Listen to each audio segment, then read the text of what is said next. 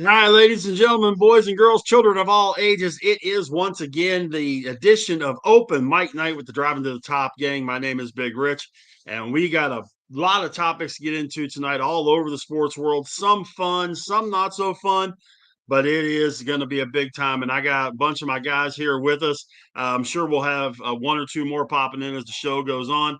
Right below me is Jeremy. Jeremy, what's going on, dude? Not much. Training camp going on as usual here. Nothing really major to talk about there. To his immediate right, Ken the Bear fan. Hey, I'm like Jeremy, trying to avoid all the clickbait that's out there because my God, there's a ton of it. There's plenty of it. And just moving into the center square, Rav, what's cooking, buddy? How you guys doing? I was in the wrong show. I swear to God, I just was on the New York show. I was like not even paying attention and talking about medicine, and I'm like, oh my God, I'm interrupting these guys' program. And it was so nice about my little stupidness. But yeah, like rooting for the wrong team. We talked about the Soto trade. It was great. So good to see. Good to be in the right place here. Tell them how we find New York here in the area. We go south till we smell it. Is right, Dylan. How you doing, man? If I didn't have a big final coming up in a couple of days, I'd be feeling like Sydney's swinging right now, but I'm kicking in there, boys. Adam, or above him, what are you doing, dude? Nothing, man. Long day at work. A little longer than expected. I didn't like it, but I got home in time, and here we are. And by the way, if you move in your frame to your right a smidge, because the Driving to the Top logo is right over your face. That's why you look so good. Yes, that is why I look so good. Shit. And to his left, which way do I gotta move this? I gotta move this way? Yes, sir. Yeah, Yes, a little bit like this. How about we just take it down? Put your left foot in, put your left foot out. There we go. Put your right foot in, and you shake it all about. What is Barney now? Is what it's all about, guys. And do the all right. So it's the hokey pokey. Right. So let's get our somberness out early. How's that sound, guys? Since we have last talked, and I did a little bit about this when it went down at the end of last week. First, we lost a WWE/pop culture icon at the age of 71 in Hulk Hogan, Terry Bollea, Terry Boulder, Sterling Golden, take your pick. But pretty much all of us are of that ilk and time frame of Hulk Hogan. We knew the rock and wrestling connection, all that kind of stuff. So kind of wanted to go around and get you guys little thoughts real quick about Hogan. Ken, you want to kick us off? I mean, not only do we lose Ozzy, and then a couple days later we lose Hulk. I mean, I guess we're all starting to get into that age where the folks that we grew up watching are starting to go. Whether, one of the first rock albums I really ever listened to was Blizzard of Oz, like where I actually listened to the whole album. And watching, I can remember watching WrestleMania 3. That was in Detroit, right? WrestleMania 3 in Detroit. It was. Yep. I can remember watching Hulk as a kid, and everyone wanted to be a little Hulkster, right? and how big wrestling got in the 80s and 90s because of him. And then during the what's the name of the era there, the Attitude Era, when he went to and he was NWO and he blew WCW up with Macho Man and Sting and those guys. And so we're starting to lose icons. And of course, then we'll get to the one behind you. We just lost another icon today or yesterday. We're getting to that point in our lives, and it's whether it be actors, musicians, entertainers in general, athletes. So really sad to see Hulk Hogan. It's funny because not that long ago, Hulk was just doing rallies, right, for the election and all that stuff, and you would have not have thought anything was wrong with him, and just goes to show you that's just how much we know. So I was a little shocked when we heard it, saddened by it, because you just don't think these guys are ever gonna, they're gonna be here forever. Yep. Jeremy? It's a rough week. And then we also lost Chuck Mangione. And I don't know if anybody knows him, but he used to do a lot of the music for Warner Brothers, and he also did a few jazz lines and stuff like that. So, we've lost a lot of big stars over the last couple of years that were a big part of our childhood. Gen Xers, we're starting to feel the pain. Yeah. Rav, thoughts on Hogan? We're doing both, or am I just doing Hogan first? Let's do Hogan first, and then we'll get to the to Rhino. All right. So, 1987, August 29th, 1987, in the Baltimore Arena, it was King Kong Bundy against One Man Gang and Hulk Hogan. That was the first time I ever went to a match when I was about 10 years old. My mom took me. So, yes, I'm old. My wife just said I'm old, which is absolutely right. So you're not that old. Tell your wife we're all old right now, right? Yeah. So that was my first match, and nothing I wanted to do was go more to a wrestling match, and Hogan was the guy, man. Hogan was he was probably one of the most famous people in the whole country, let alone the world. So I will say this. Hulk did some bad things. I don't want to harp on it, but I'm not mad at the people that are out here protesting and upset, especially African Americans. He's got to wear that. I prefer to think of him as the great wrestler and everything we saw, and just the superhero. This Hulk was the superhero for all of us when we were all growing up. Dylan? Yeah, I don't understand the protests and all that after he died. I mean, I don't get it. I mean, look at he these guys are human too. They're going to make errors in their personal lives, So when he died, and all of a sudden I see protests and some of the other stupid memes and that floating around X, I just kind of shake my head and I almost want, tell me I might just be a terrible person for thinking this, but when I see someone post something like that, I think, I hope that's what happens to you when you pass away.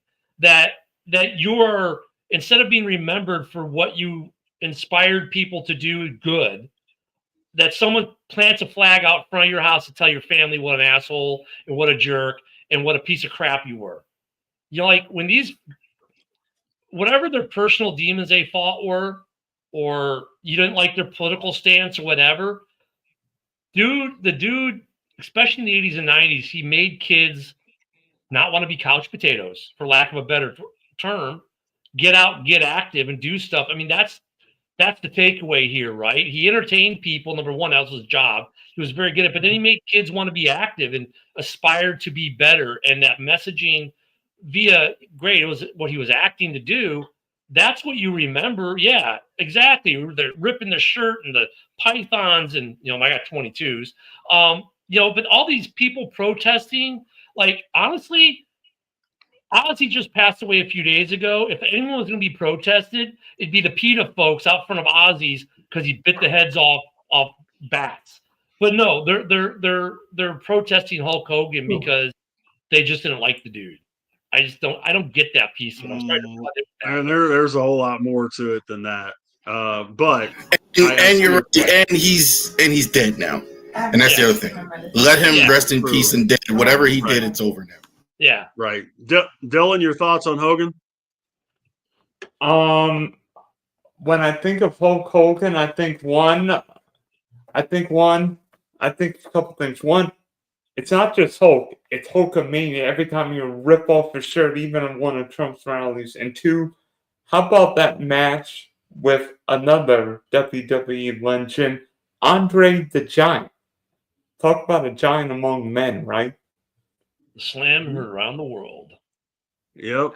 Yeah, that was one of the most well-known matches of all time. Adam, you got any thoughts on Hogan?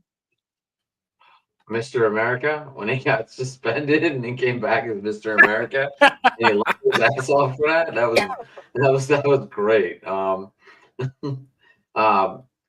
mean, the guy was just even when he turned bad, people still followed and watched because of who he was.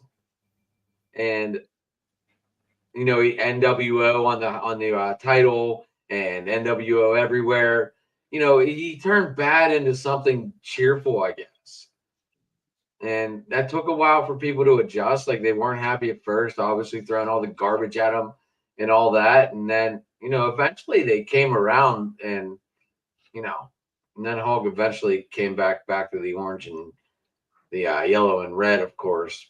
But yeah. So I mean, whenever you look at a Nintendo game and it was the WWF back then, all 5 of those characters on the cover are now resting in peace. So yeah, like we said, our childhood is going faster than we know. Yeah. Haas, go ahead, and then I'll wrap up Hogan and we'll kick off the other one. One thing I'll say, especially to this like new generation, whatever there are, Gen Z or whatever they're called, wrestling wouldn't be today what it is without Hulk Hogan. They can say all the negative they want about him, about what he's done in the past, especially with his daughter, but wrestling would not be where it is without him. He epitomized what it was to be a superstar. If it wasn't for him, there would be no WrestleMania. Same with Vince McMahon. He defined he made this into a global phenomenon. He made this sports entertainment with the rock and wrestling connection, bringing in Cyndi Lauper, the biggest star of the 80s at the time, the connection with MTV, with the war to settle the score and all that. That led to Mr. T coming in and doing WrestleMania, which the A-Team was the biggest fucking TV show in the 80s by that time. This was in 1984, 85. So, and it transitioned to become, and you also got to give it to him in Rocky 3. That's what made him as big as what he was. His role was Thunderlips in Rocky 3. Because Vince Sr. didn't want him to go play that role, and he did, and he fired him. Went go do AWA, went work in Japan. Then when Vince Jr. took over, he brought him back and immediately shot a rocket into him and blasted him to the top and became the face of a whole damn, I don't want to call it not just a decade, but of a whole damn generation. Like, you think of some of the other big names that followed on behind. There'll be no other superstar that will be as big as Hulk Hogan, maybe except Stone Cold Steve Austin. I don't think that may have been the biggest other name outside of Hogan. Ric Flair maybe can compete. Hoss, maybe Ric Flair can compete.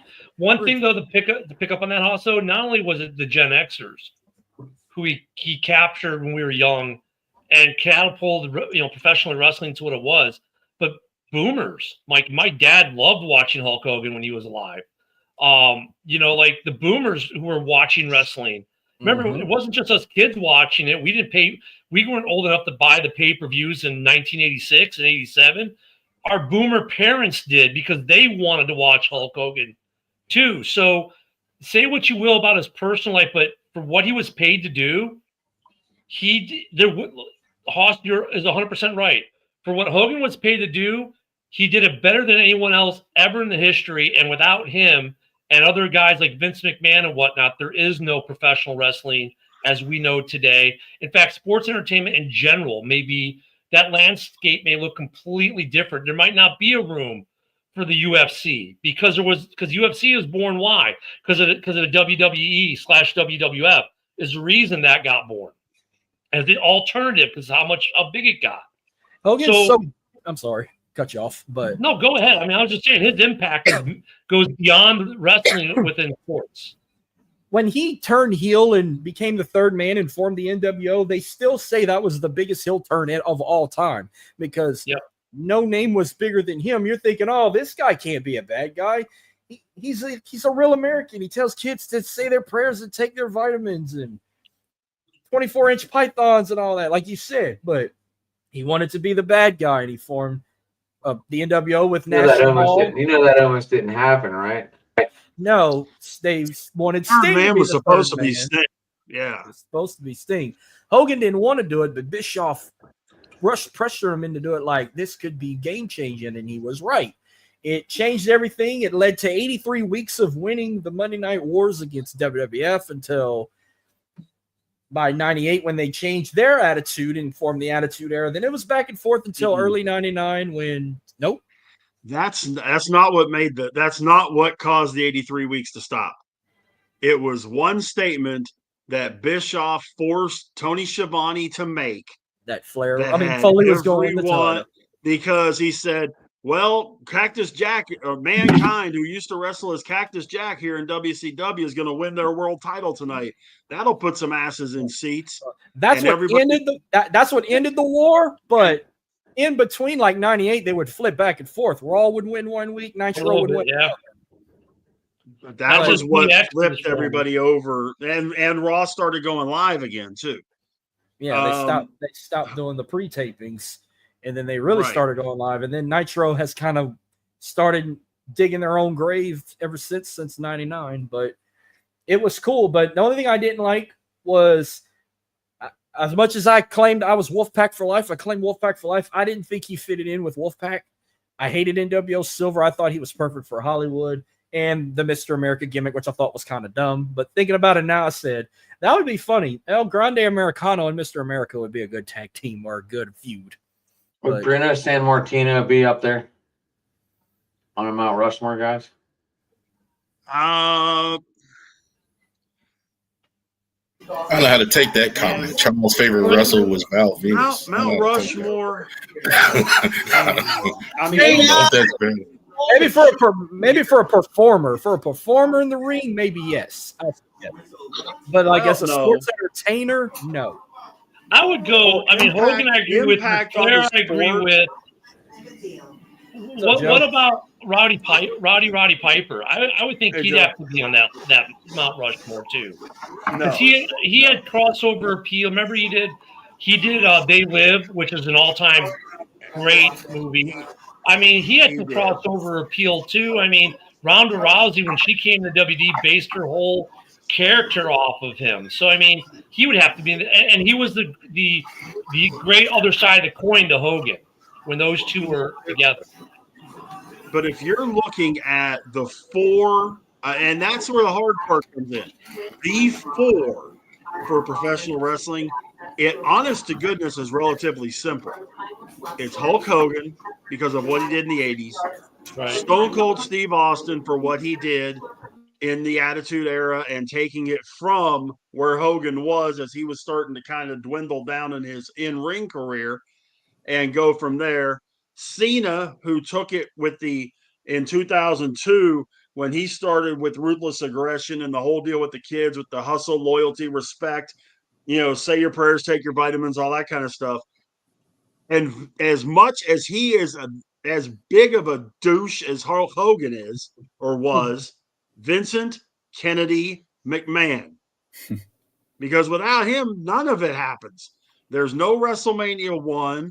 There's none of the blow up. There's no national expansion. There's no demolition of the territories. None of that stuff goes on without those four guys. Like Saturday wouldn't happen. Are there a ton of others that kind of fall a little bit underneath that as far as the performers, the Brunos and the Shawn Michaels and the Roddy Pipers and the Ric Flairs and the Stings and the guys? Undertakers. Yes. Undertakers. They all go in there and they're kind of the honorable mentions to Mount Rushmore. But those four guys are it. Yes, Adam. Can we get Joe's thoughts on Hogan and then yours? Right. Rich? And then we need to move. Yeah, we need to move to the next thing. All right. Joe, you got any thoughts on Hulk Hogan? I do. Sorry, I'm late. I had an issue to resolve with my daughter here before we got on. Everything's good. Good I to heard see you guys. I heard Rab popped in. You heard what? I heard Rab popped into your show. He did. He popped into our Jamie and I's baseball show. So I said he's welcome anytime, but as are any of you. But so real quick on that whole thing. Now, I go back to the wrestling days. My favorite wrestler of all time is some guy named Chief J. Strongbow. And Bob Backlund was the longtime champion at the time I started watching, wrestling in the late 70s and stuff. But Hulk Hogan made it exciting. I used to get all the Madison Square Garden big time wrestling matches. And I would watch that religiously on a monthly basis. And, Backlund, things were kind of getting boring with him. And then some guy named the Iron Sheik took over the championship with him. And then one of the exciting, out of all these matches I watched at Madison Square Garden, or, that were on cable there, one of the most exciting ones ever was when Hulk Hogan took the WWF championship, from the Iron Sheik. And this was probably, I'm thinking 1984.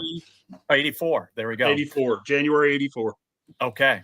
So that to me, out of all those matches I watched from on the Madison Square Garden, all those wrestling matches, probably one of the more memorable ones I can remember is that one. And then obviously he just took it from there. And I kind of lost once I went away to college and stuff. And getting career oriented, I kind of lost interest in it. So I'm not too familiar with these other guys that you were mentioning, but Hulk Hogan definitely, and like you said, what he did for the for what I called my favorite soap opera on television was absolutely amazing.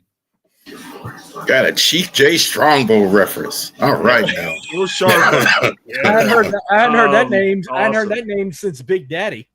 Right. Yeah. And last night about 6:00, it came down. This one's a little tough. This one's a lot tough for me. Everybody has seen the Willie Stargell stuff I put behind me and all that.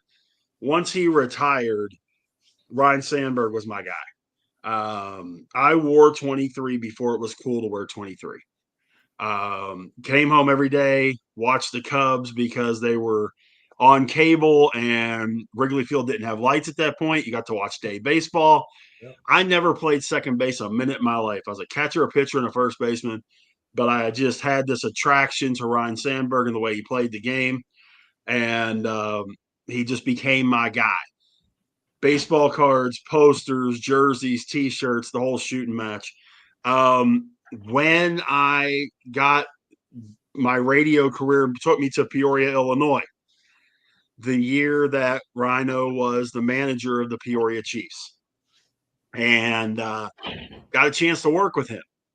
Got a chance to see him virtually every day for an entire summer and got to know him. It was one of those first name basis kind of deals. We call each other about different stuff and things like that. We did a show at an Irish bar right after all the home games, and Rhino would come down and jump in with us every now and then and that kind of deal. He never knew that he was my hero. Never knew. Until the last show of the season. And the guy that I did the show with, Doc, I will get you for this. If Doc Watson, if you're watching this, I will still get you for this. I've been planning it a way to get you.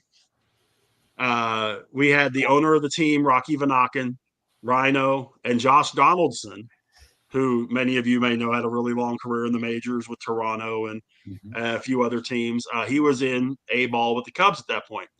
We had those guys at the show, and Doc comes out and says, "So how was it working with your hero all season?" Wah, wah. And this was on the air. I went dead quiet. Rhino just looked at me. And I said, yeah, I'll explain it all to you later on. But yes, you were my guy when I was growing up. There is 11 years difference in us.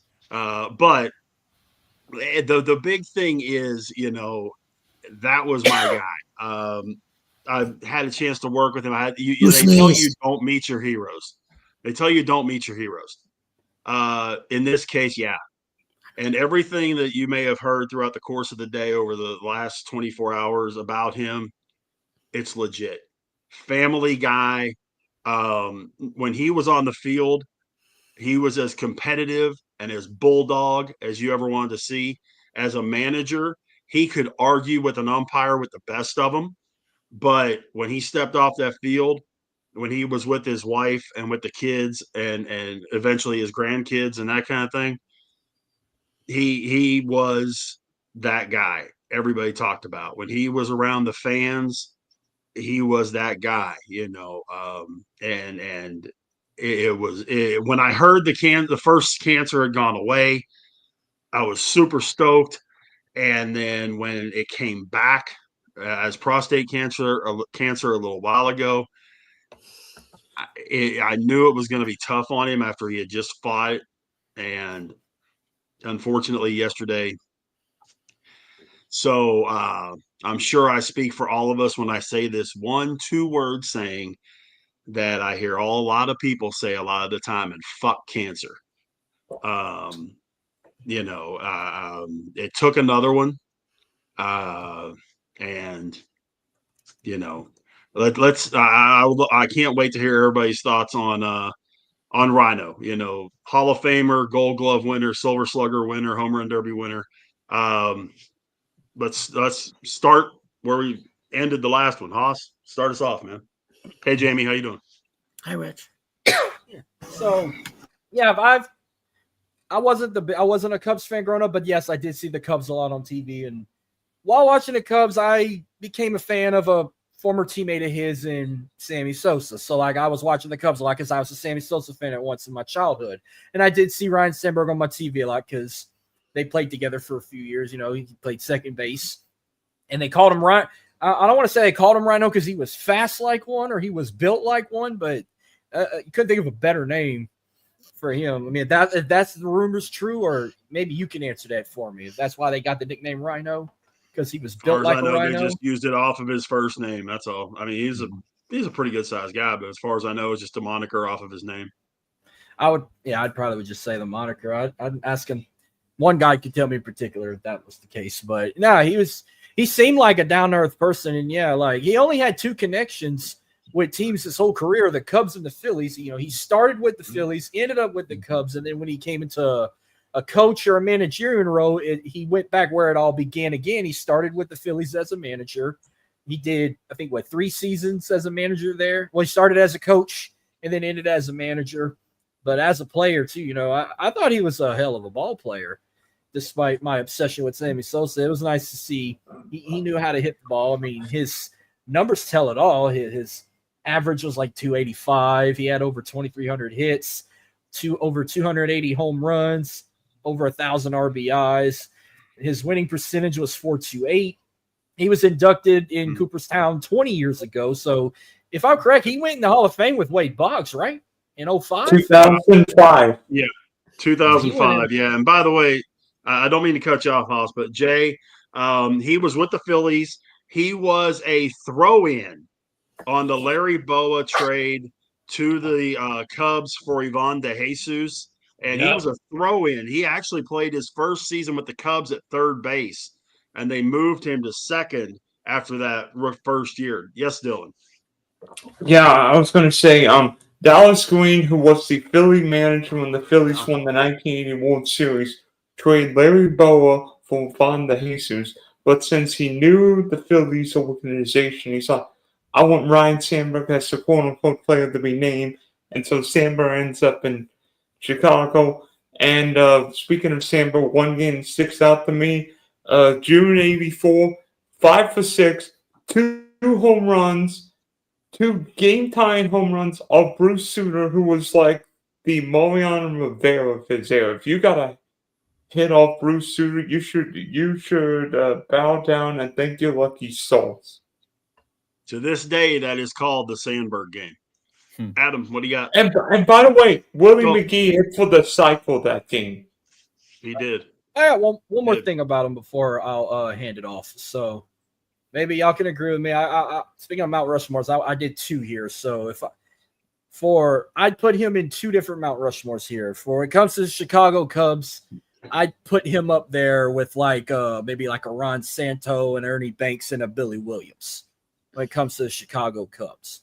But for second baseman, I'd put him up there with maybe like a Roberto Alomar or possibly a Joe Morgan, and one more, probably, I'll go a little old school. I'll probably say like Rod Carew for the greatest second baseman ever. And I'd put him up there with those 3. Well, I will stand on this till I die that Ryne Sandberg is the greatest second baseman to ever live. Not just because of my favoritism, but 9 consecutive Gold Gloves, 7 Silver Sluggers. When he retired, he had the most home runs of any second baseman. I mean, the list goes on and on. But yeah, he was the throw in on that deal. Adam, what do you got? Rich, I'm like you. I would get out of school, and them Cubs started at 2:20 our time because there was 1:20 there. So we got to come home and at least, we'd see maybe 5, 6, 7, 8, 9. So you got to watch a little bit of it. I did play baseball though. So usually I was out the door for practice, so I wouldn't be able to even catch that much of the Cubs game. I liked watching Ryne Sandberg. He was a good player. I didn't really praise him like you did. If I saw him play, I saw him play. I'm sure I've seen him at Three River Stadium a bunch of times. I can't really recall though, but that was one of my other hangouts as a kid. So I'm sure I've seen Ryne Sandberg play in a Cubs uniform. But yeah, he's probably one of the best second basemen out there for sure. So. Josh, Jamie. Jeff Kent, 366. The Yankees drafted his son, by the way. Yeah, they did. Rav, center square. Yeah, Rich, I'm sorry for your loss too, man. I didn't know he was a friend of yours. I didn't know that. That was still on that. That was heartfelt. What you said about Ryan. I certainly didn't know him, obviously, but I'm gonna say the '80s losing Hulk Hogan and losing Ryne Sandberg was my coming up as a kid. And Ryne Sandberg was the best second baseman of the '80s. That's what I thought of Ryne Sandberg. There was a second baseman as a defensive position, guys like Frank White and Bill Ripken in the glove. But Ryan was the home run hitter. He was the thumper. He was a guy. You didn't see a lot of that at second base back then and like you do now. So Ryan, I think Sandberg, he made it. I think he actually won MVP in '84. I think he made it 9 times. Him, Ozzie, automatic all-star game. And that's usually when I saw Ryne Sandberg play. Automatic all-star the whole 1980s pretty much. So that's right. That's right. The AL and NL didn't play each other. That's right. Yeah. So shout out to Ryne Sandberg, who was automatically the best second baseman of the 1980s in baseball. And at least 2002 was the first year of interleague play between the AL and the NL. Yep. Jamie, you got any thoughts on Rhino, man? Look, I'm a youngster here. I'm the youngster of the bunch. I'm very familiar though with some of these older school guys. But I think Sandberg's a guy that I do have respect for these older school guys who grew up in the 80s and things like that, like a Hulk Hogan and like a Sandberg, and they were guys that I feel like they made the world a better place off the field when they were there. And I think for younger generations, they need to know about Ryne Sandberg, about not just the player he was, but the man he was off the field. So R.I.P. to that. And cancer's awful, and it's hard. It's really hard to find a cure. But hey, when you have cancer, though, it just means it's your time with the good Lord, So, and the good Lord took him when, and at least he doesn't have to suffer anymore. But it sucks to lose a guy like that. Yeah. None of us sit here with our pants on, young guy. This is a pants optional show because we don't show the waist down. Ken, what do you got, man? So I think I'm the only one on this panel who grew up going to watch him play every day in the summer, going to Wrigley. Hell, I lived at Wrigley. I felt like I did. And it was funny because you brought up Ivan De Jesus was my favorite Cub ever at that point in my life.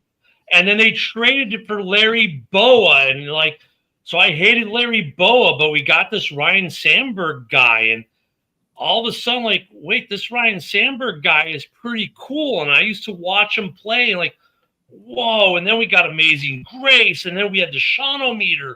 And that was the best 1, 2, 3 combination, man. Just Sean Dunston, the Ryne Sandberg, the Mark Grace. the guy with the most hits in a decade, Mark Grace, playing with Rhino. That when you had the Boys of Zimmer, the 84 no light playoff controversy, where we're leading that series and then go to San Diego because we don't have lights, so we're stripped the home field advantage and we lose that series. I grew up watching Rhino, man. He was like Ivan DeJesus when I was my youngest memory of Cubs baseball was him. And then it was supplanted with Rhino. And I used to go to Wrigley before the lights. I remember going to Wrigley with in the neighborhood. You'd go to a game and there'd be signs in people's windows that said no lights at Wrigley. And that when that debate was happening. And he played with guys like one of the most amazing baseball players ever, Mark Grace. And he played with Sean Dunston with the Sean-O-meter, which is actually in the Smithsonian, believe it or not, the Sean-O-meter is. That crew that he played with, and then with the Boys of Zimmer, right, the 89 Cubs. I mean, man, I just grew up watching. He was, look at when we drafted Jordan, and I remember the 84 Olympics like yesterday with Merv Albert. All the guys in Chicago are going to love this guy. When he got to Chicago, dude, he wasn't 23, Michael Jordan. No, Ryan Sandberg was 23. Oh, he took Rhino's number.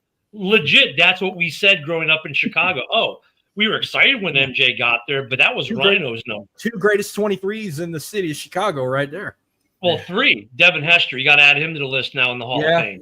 Yeah. But, I mean, those 2 guys, though, then Jordan, of course, became Jordan. Jordan and Rhino changed that number in Chicago, period. It doesn't matter what sport. They might as well just, between Jordan and Rhino and Hester, just retire that number from any Chicago sports team because no one else deserves to wear it. Rhino was the first who really, him and Bob Denier, oh my God, the stories. And then when he was a manager and I was stationed in Jacksonville, he came to manage against the Jacksonville Suns. I sat 2 feet from him the entire game, held a conversation with him during the game. And he was totally cool with my kids there. He was the coolest guy you ever met. The couple times I did meet him, but that one stuck out. Minor league ball game. They were winning easily. Every Cubs fan in the universe descended on Jacksonville whenever the AA team came to town. And he'd sit there and talk to fans before the game, during the game, after the game. It didn't matter. That's just Rhino. And, there was some stuff that came out that was salacious, which was all unfounded, untrue. The dude was awesome. He played with Dawson. Oh, my God. Yeah, the Hawk. And that was a time period, too. I think he had something to do with that in a way. When Andre Dawson came to Chicago, I don't know if everyone knows the story of how he became a Cub. He became a Cub and he said, I'm going to sign this contract to play with the Cubs because I really want to be a Cub. You fill in a dollar amount. Mm-hmm. Dangerous thing to say to the Tribune Company back in the 80s. But you were playing with Rhino and Grace, and he was a cornerstone. But you can't mention Rhino though without mentioning Mark Grace, Sean Dunston, Andre Dawson, some of these other guys he played with, Bob Denier even. But that core infield for the Cubs at that point, with Larry Bowa was the third baseman for a minute, but that core of Dunston to Rhino to Grace, unreal. And I think a lot of Rhino's numbers were also kind of because he was batting with Gracie, because you couldn't pitch around Grace, and that teed it up for Rhino. You had no choice.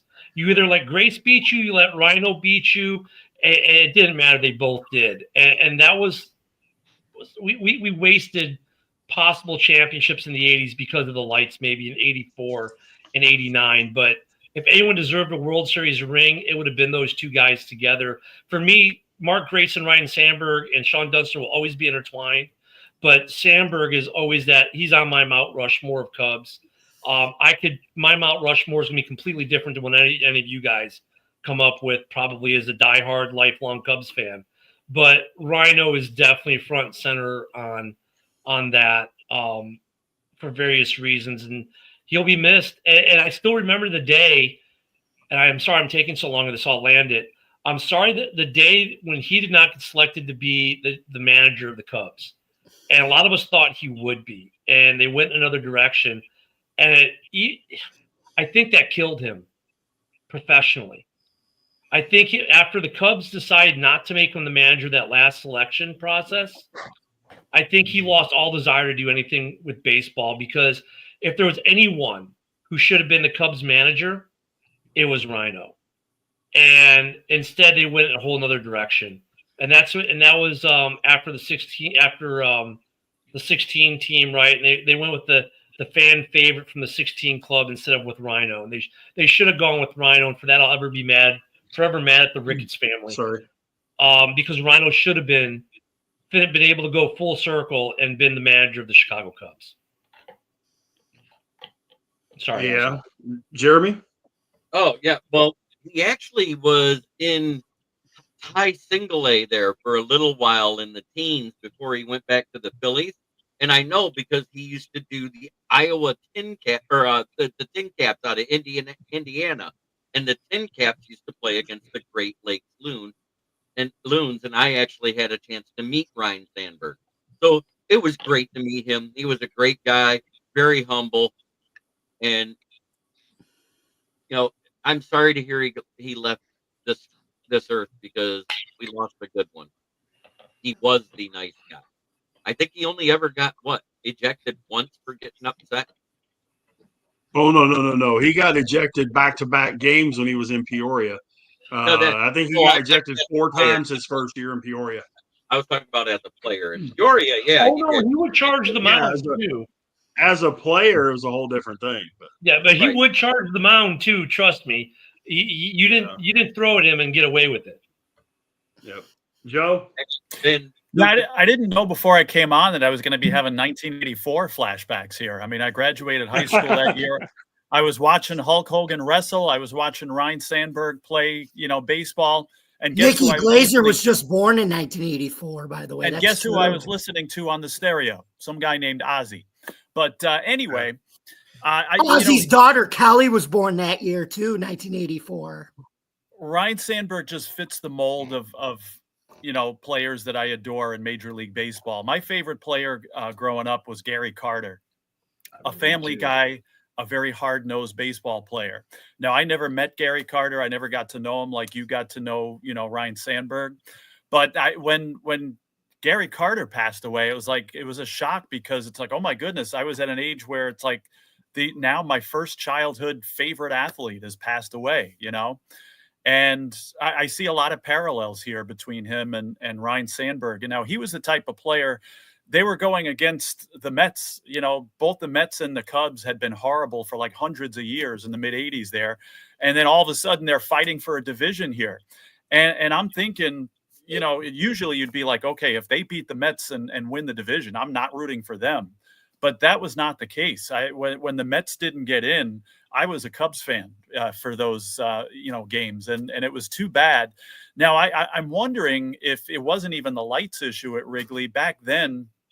Home field advantage was predetermined. I don't know if that was still the case. No, it was the lights. We had home field, and MLB took it away because they wanted to have night games for the playoffs for ratings. So we had the better record. We had home field against San Diego. They played the first 2 games at Wrigley, and then it was supposed to be 2 games in San Diego and game 5 in Chicago, but the series never came back to Chicago. Okay. But I was rooting all out for the Cubs. And I remember, Sandberg obviously being in the heart of that. You said he was MVP that year. His type of play, and so many times, and Dylan mentioned a game, I don't know if it's the same one, but the Cubs were losing by 1 billion runs and was one of those Wrigley games and came back. And it was a monster game by Ryne Sandberg. Again, I'm not sure if it's the one that Dylan mentioned or not, but he just basically single-handedly almost, brought his team back. So I love heart and soul guys like that again, family first and just good people, besides being excellent Hall of Fame baseball players. And, certainly sad to see him go. And Joe, what's great about that too is like him and Mark Grace are 2 guys. I haven't seen many guys do this, but Ryno and Mark Grace did. During rain delay, those two guys would come out of the field and play catch with fans. Awesome. Mm-hmm. And that's the one thing. Yep. And not to talk too much about Grace, but for me, they're so intertwined. Grace's last game he ever played in Chicago was as an Arizona Diamondback. I was at that game. It had a 3.5-hour rain delay. And Mark Grace, still as an Arizona Diamondback, came out and played catch with Cubs fans that game during the rain delay. But Rhino and Grace would do it. I don't know if Grace got Rhino to do it or Rhino got Grace to do it. But those two guys would always do that. And just from a Chicagoan perspective, you got to remember, like 84, we had Sweetness, we had Rhino, we had MJ, and we had Eddie Belfour with Dominic Hasek as his backup with Jeremy Roenick and Chris Chelios.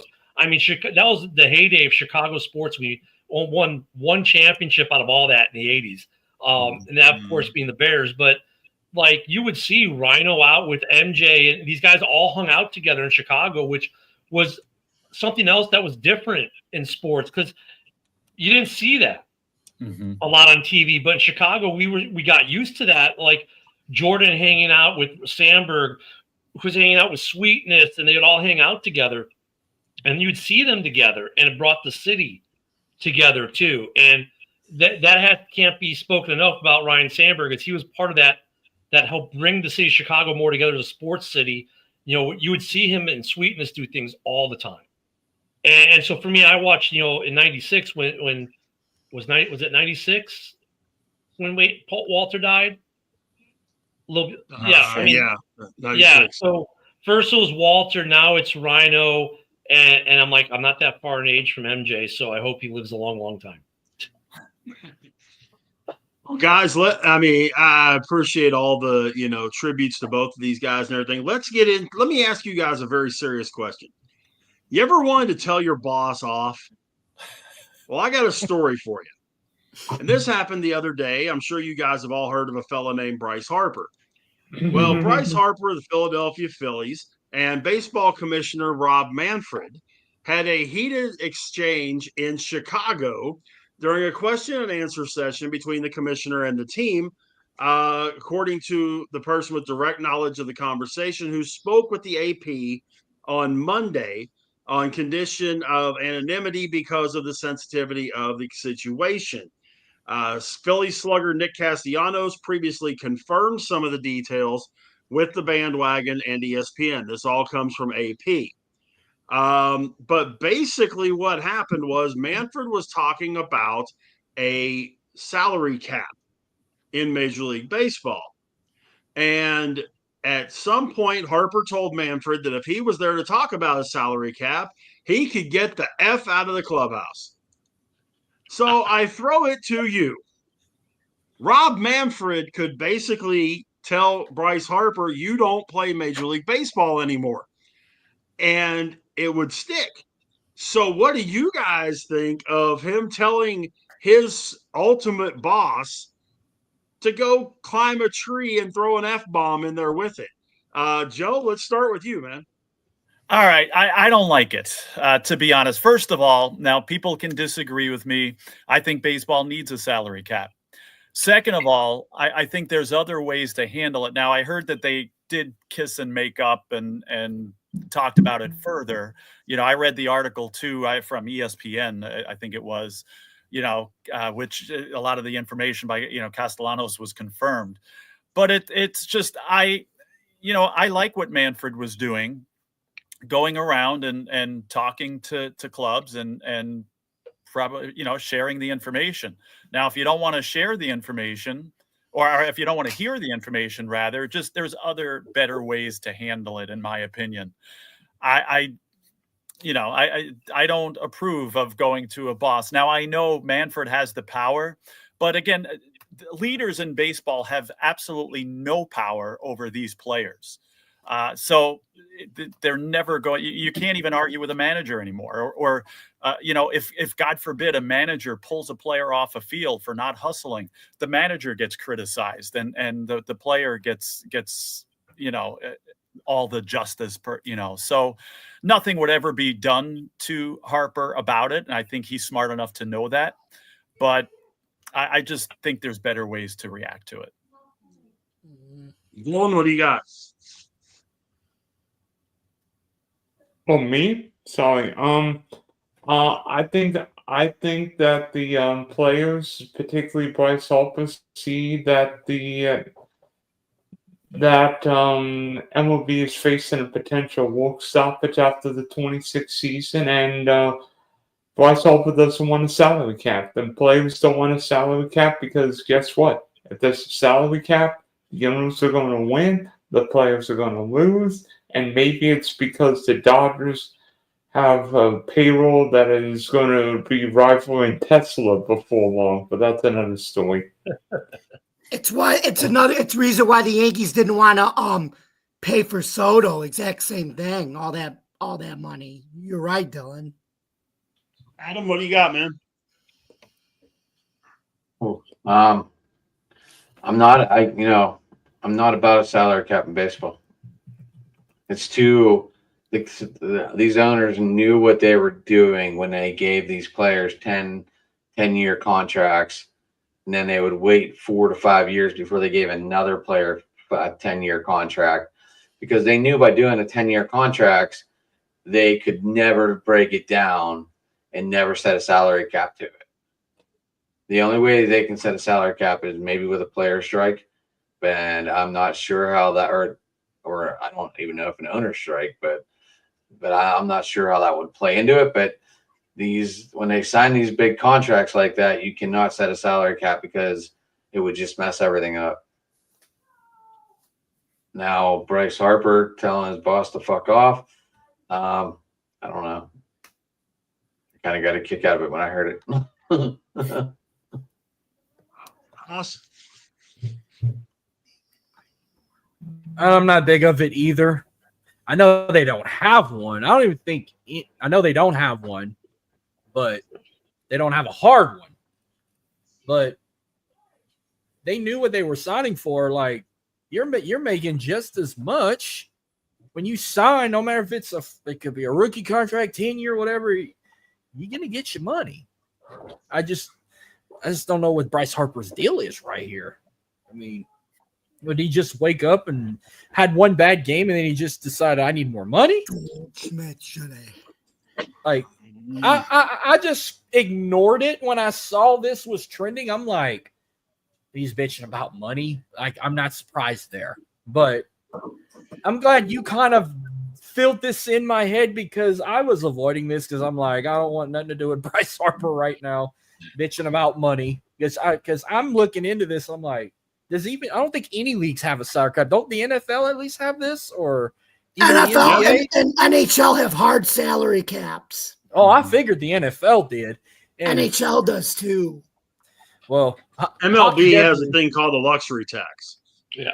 And if your payroll is over, there's 3 tiers, and you pay a luxury tax to the league if your combined team salary for the season exceeds certain amounts. So that's how it's why you call it a soft cap. To answer Joseph's question, it's until 2035. Best contract in sports history. I will say, out of all the sports that have a salary cap, Ken Griffey Jr. got it pretty good too, guys. Just to let you know, it's not just Bobby, but Bobby played it out longer. Yeah, he's been getting paid for like 20 years, and he still has another 10 left. He gets $1 million every summer. Every summer he gets a check from July 1st. It's a national holiday in New York. Bobby Bonilla Day. Bobby Bonilla Day. But Rav, what do you think, man? These are two different discussions. As far as Harper telling Manfred where to go, I don't know who hasn't been watching Bryce Harper for the last 10, 11 years. Bryce Harper, that's like Dennis Rodman telling somebody off. Like, Harper's going to say what he wants to say. This is the way he's always been. He's the only opposing player that goes into, and he's the villain. He's not going to care about anything what Manfred says. So I don't care. I'm not a big fan of Manfred. He's a lousy commissioner. So as far as that goes, as far as the cap, baseball's not getting a cap. And I think guys like Harper, and not just him, but a lot of the high-paying guys are kind of going to bully the guys that really could use a cap out of it. Because that's essentially what's been happening. It's going to benefit the high-dollar players, the Bryce Harpers, the Freddie Freemans, the Sotos, and then the rest of those guys, they're going to be fighting for contracts on the teams that they're on. So I don't think they're going to get a cap. The players are going to fight hard. And they're so rich that if it's a lockout, so what? Who cares? They got guaranteed contracts for whatever it is they get. Like Adam said, they're like a zillion years long. So there you go. I don't think we're getting a cap. Jeremy, you think Harper was in the wrong for doing this? And where are you at with this whole thing? I think any of them that sit there and do this bullshit to somebody that runs the entire league is in the wrong. The NFLPA is supposed to do that. His agent is supposed to do that, not him. Let the people that are paid to do that job, and keep your mouth shut and do your job. Ken? So a little bit of a different take. First off, what's a boss? I guess for me, I'd have to yell at my wife and tell her to go to hell, because that's the closest thing I've got to a boss these days. No, but some of us have jobs for real. Yeah. Then I'll be driving up to JB, say, hey, you got some couch space? No, I mean, look, I think timing and context is everything. You're in the middle of the season, and here comes the commissioner. Let's talk salary cap. Fuck you, dude. We're playing baseball. It's the middle of the goddamn freaking season. We're trying to win baseball games. This is a conversation you can have with us after the World Series. Get the hell out of here. This is the noise you want to bring. I get that aspect of him telling him, I don't want to hear this noise right now. It's noise. We're in the middle of the season, right? We're playing ball. This is not something we need to discuss right now. There's an off season for a reason. So I agree with him there. As far as there should be a cap or didn't be a cap or length of contract, guys, look at the NHL. The NHL is the gold standard for me in sports right now. They got rid of the long-term contracts. Remember the 10-year, 15-year contracts in NHL? NHL said, nope, no more of that. They got rid of that. They set a hard cap, which has worked great for the league.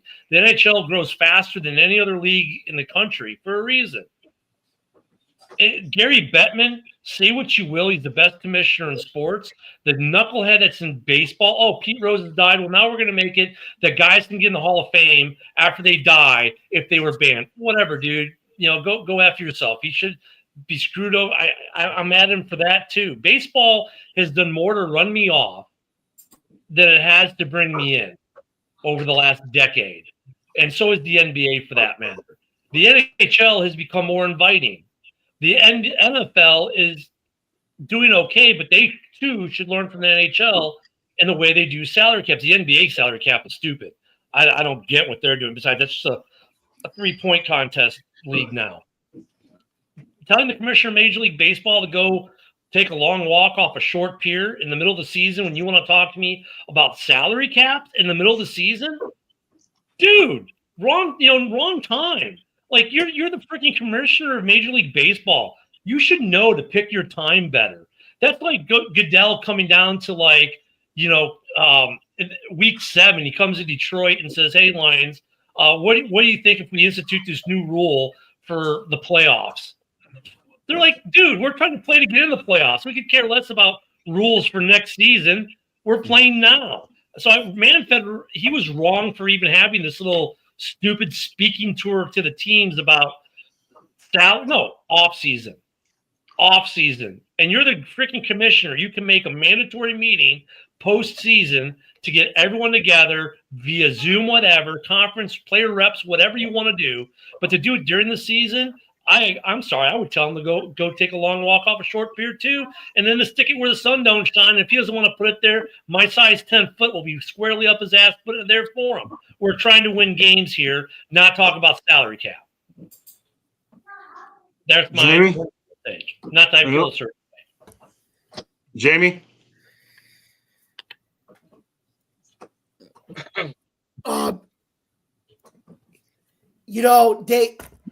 I think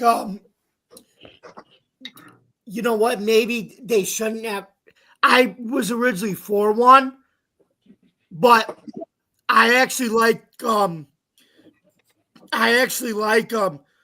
way it is now, because guess what? You have a right. You can either pay a guy that much, or you don't have to pay a guy that much. It was it's the same thing with some of these teams are basically running it like a salary cap now, if you think about it. I mean, besides the Dodgers, but like I said, the Yankees said we could pay Soto that money, which they almost did. But then the Mets came in and they said, you know what? Have at it, Mets. You could take them. We don't have to pay them all that money. And it allowed us we were able to operate like a salary cap by signing other needs on our roster. So you could base it. You could choose. You could run it however you want in baseball now. You could run it like a luxury tax or a salary cap, like how the Nationals and the Pirates or how the Yankees are doing it now. I think the current system now, because of the parity and the way it is, it offers more variety to do how you want to do it. Well, we had some interesting stuff happen in the last couple of weeks. First part of the month, Cleveland Guardians starter Luis Ortiz was put on non-disciplinary paid leave through the All-Star break that was extended for another few weeks through August 31st.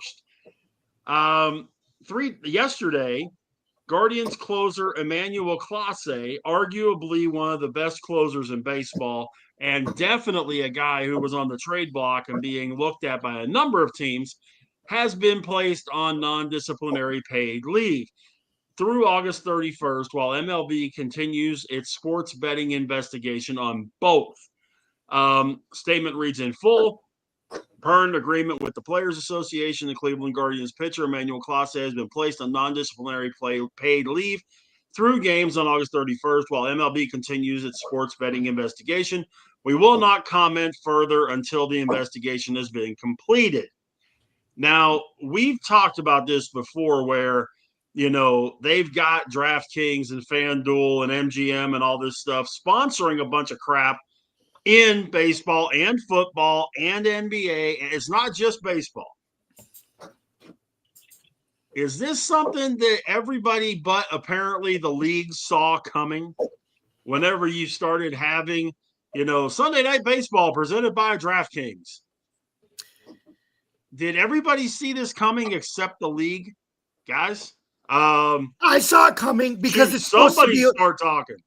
It's only supposed to be for like us and fans and for people that don't play. It's not supposed to be for the players but the players did not get the memo when they've been advertising this. It's not for the players. It's for guys like us that do podcasts or people that watch sports. It wasn't meant for the players to do that, but somehow the players got the memo thinking if the fans do it, why don't we do it? And that wasn't the intent when betting was first announced.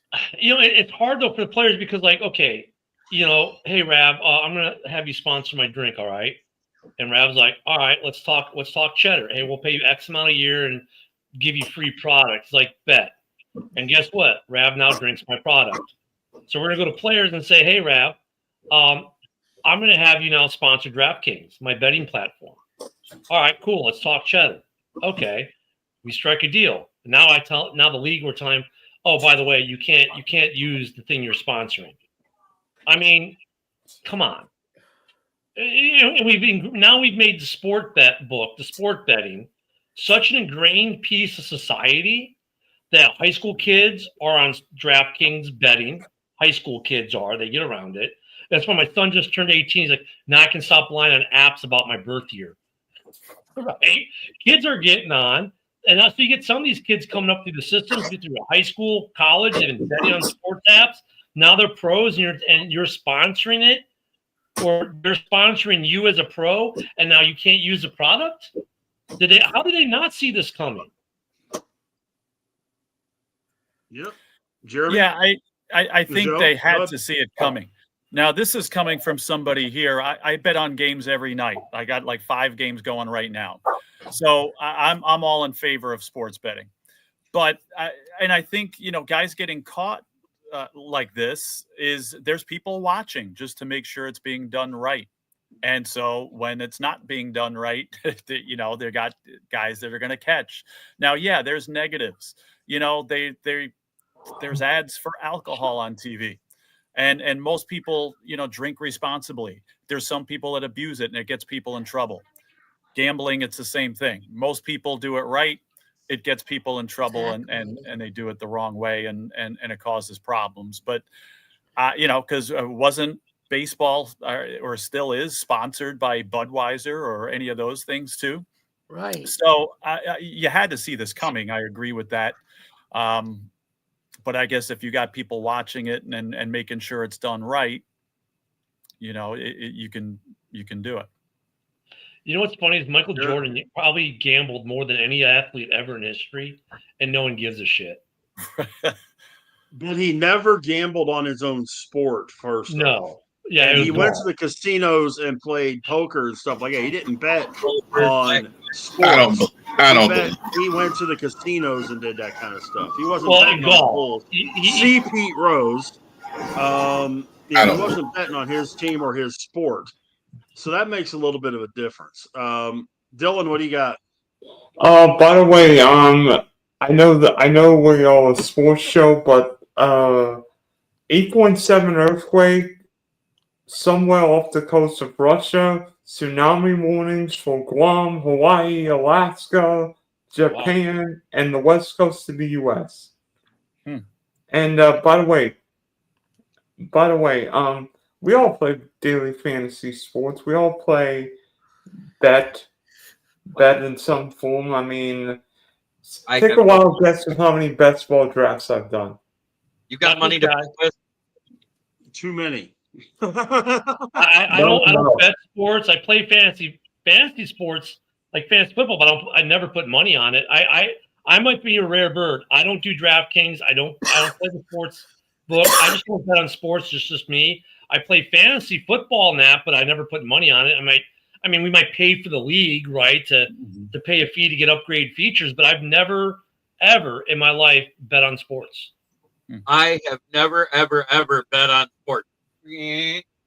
No, I haven't. Seriously. Like, I've never done sports, but I mean, friendly wagers amongst friends is one thing. Then you're like, hey, if we, you know, I've done like with Buddy on Facebook, hey, if the Bears beat the Cowboys, you have to wear a Bears avatar for a month. Okay, stuff like that. I've never played a sports book. I've never played DraftKings. I mean, you don't have to bet on sports, but I mean, I'm just saying I haven't, but I'm not surprised that athletes do now. And look at it. I'm not surprised that a baseball player will bet on baseball games. And I look at that. I have no problem with that. If Dylan plays for the St. Louis Sucky Cardinals and he's betting on the Angels-Dodgers Crosstown Classic game, I have no problem with that. He's not in that game. He's not going to affect it. The only thing I have a problem with is if he bets on a game he's in. But I mean, if players want to bet on other games in the league that they're not playing in, whatever. I almost really don't even have a problem. I mean, I have a problem. I can see where it can get problematic. If a guy's bet on himself to win, what's the problem with that? Now, if you bet to lose, that's a problem. Hey, by the way, and guys, do you remember hearing the Billie Jean King, Bobby Riggs?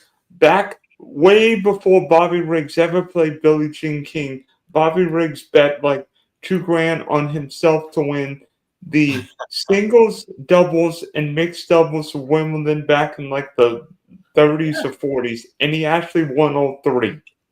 I have no problem with the guy betting himself. Pete Rose never bet on himself to lose, as far as I know. I think he always bet on. Yes, they did. Did he? Okay, that might change the narrative. I have a problem with, but if you're going to bet on yourself to win. But you can't put that temptation out there. And that's the whole thing I'm looking at with this. It's almost like you get an alcoholic who gets through AA, they go through rehab, they go through whatever, and then you say, okay, and here's you're out. It's great. We got a new job for you. You're working behind the bar at Buffalo Wild Wings. The hell? Put it right in front of the person. Jeremy, go ahead. I think you're rolling with what I'm thinking. But this is on football, baseball, and all these sports who want to have DraftKings and other sporting entities sponsor them and then put them on the jerseys and have players do ads for them. It's on them. I mean, I get your analogy. It's like, hey, JB, I know you're an alcoholic. I'm not saying you are, but I know you're an alcoholic, but I'm going to just hand you this open fifth of Jack, which is your drink of choice, and tell you not to drink it. But by the way, I'm going to give you a new fifth of Jack every day. I mean, that's basically what they're doing. This is on the leagues. The league's great. You can't open up Pandora's box and bitch that you opened the box. Okay. As long as you're not betting on the sport you play in or the team you play on, I have no fucking issues. And that is why I hated the suspension of Jameson Williams that year, because he was in a hotel outside the Green Bay facility after they got done practicing, and he bet on Alabama football to win their playoff game. Yeah. That's stupid. But in that situation, and just like it is in Major League Baseball, it is in the players' agreement that they will not gamble in any way, shape, or form on sports. But wait, sports doesn't matter, college, pro, high school. Jordan gambled on golf his entire career. Wait a minute. At the same time, they did a poll of every team across the league.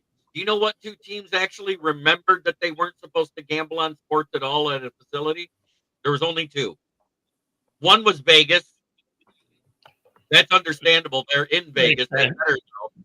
And the other one was Indianapolis. Why? The Horseshoe is just outside of Indianapolis, the Horseshoe Casino. That's not the fault of the league. It's in their contract. If they didn't read their contract, that's on them. Right. It's just like if you sign a contract for work that says that you can't do something, and you go and do it. Well, you signed the contract. If they fire you, it ain't on them. It's on you because you broke the contract. Isn't that also up to your agent to make sure you know that? That's up to your coaches to make sure you know that. Because now you know why Jameson Williams got found out? It wasn't because they found him first. It was because 8 low-level player assistants and coaches got busted before any single player with the Lions that year. So I think it's up. But if he wouldn't have been doing it, he wouldn't have gotten busted.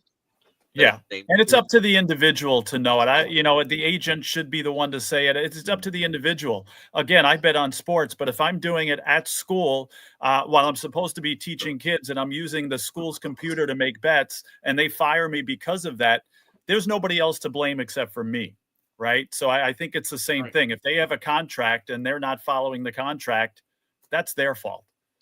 I just think the food groups, MLS, NHL, MLB, NBA, NFL, they've opened up Pandora's box by letting DraftKings and whatnot sponsor them. Look so if you're an NFL owner or you have an NFL team, and if your guys are betting on NCAA sports or MLB or NHL, okay, fine. I mean, maybe they should refine it. Like, they shouldn't say, like, you can't bet on college sports. You can't bet on a sport from a different league. They should, look, if you're playing NFL, you should be able to vote, bet on your favorite hockey team or baseball team. But you just maybe can't bet on any NFL football whatsoever. Just do what Ohtani did and have his language guy do it. That's right. I mean, Michael Jordan bet on golf his entire career. All right. I'm not going to let you say that one more time about Jordan and golf. I'm going to get it. And we all know because miss me with that. There's no way Michael Jordan, who was better at basketball than any of those things, never. And again, I have no proof. This is speculative. Okay. I don't know. But I'm pretty sure he bet on basketball. Oh, I'm sure he did. Same way Ohtani did. Ohtani, like he just said, he had his guy take the fall, blah, blah, blah. There's way more of this than that. These guys Jordan gambled in the locker room. Jordan, but it may have been. Go ahead. But Charles, it may have been one of those deals that he had somebody else do it for him, and he didn't place the bet. His brother did, or his agent did. Well, not his agent. But, you're talking about Ohtani? Jordan or Ohtani. I'm saying Michael Jordan and Shohei Ohtani are not dumb enough to go into a sports book being as famous as they are. Right. That's why they're just. That's why you can't. That's why they didn't get caught or whatever. but for sure more guys are doing this. It's gotta be true. There's no Jordan way. would gamble. I mean, look, did you guys watch The Last Dance? They showed Jordan gambling in the freaking locker room with these little silly games they would play for money. That's gambling. I mean, And he bet on the games too, I'm sure of it. Sure. He had the old to. He knew all NASCAR the thing. players. Go on, sorry. It's the old NASCAR thing that if you're not cheating, you're not trying. But it's a matter of getting caught. And if you get caught, it's in your contract that it's illegal, and you get caught, guess what? You deserve what you get because you got caught. I'm not saying good, bad, indifferent. I will still stand to this day. Pete Rose should not go into the Hall of Fame because he bet against his own team, which is a discrepancy to the game. Fighters bet on themselves on fights all the time. Mayweather did it all the time. Bet on himself in fights. But they're allowed I'm just to. saying. They're allowed. There's nothing in the WBA, WBC, WBO, any of those organizations that says they can't gamble. In Major League Baseball, there is. In the NFL, there is. I know that Tiger Woods laid bets. You got to be kidding me on golf. I don't think that the PGA has anything against betting either. I don't think there's a contract with the PGA. What they need to do, though, but look, at the level where MLB, NHL, MLS, NFL, they've all let DraftKings and these other sports books into the house, they need to change the wording of their contract. And then maybe they just need to change it like if you're signing an NFL contract, you can't bet on NFL games. You can bet on any other sport you want. If you're signing an MLB contract, you can't bet on baseball at the MLB level. But if you want to bet on college ball or NFL or NHL or MLS or Bundesliga or whatever, have at it. I think that's what they need to do. You can't fill the room full of liquor and then say, by the way, we're leaving for a month and you can't leave and you're not allowed to drink it. And by the way, there's nothing else to drink. It's a tough situation because if you do that, then okay, let's say John Q. pitcher for whatever team in the major leagues is $1 million in debt from betting college basketball. And the guy that he owes the money to says, well, if you throw your game, if you throw your baseball game, then we'll consider it covered. And the bookie goes and bets against him.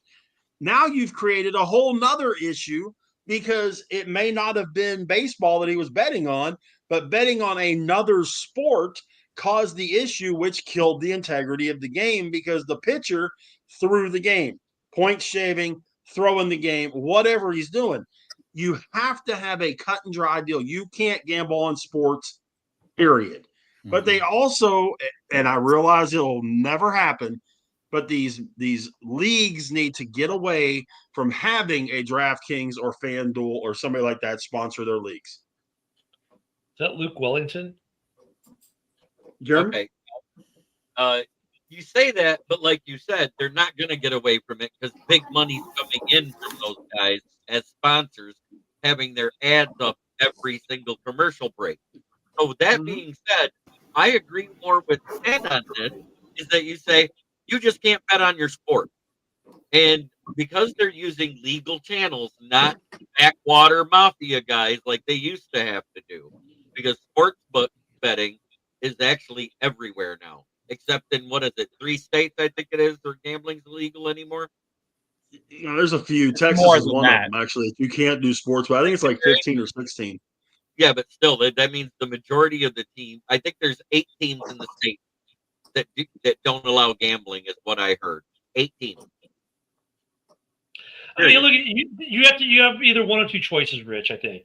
You have kind of like what JB and I have said on one hand and what you've said on the other hand. So your choices are, you don't let these guys be sponsors anymore because you don't want players gambling. It's bad, right? And you just say, okay, DraftKings, you're no longer a sponsor of the NFL. And you go get a different sponsor. And now you put Pandora's box back in the closet, so to speak. Or they are not going to do that.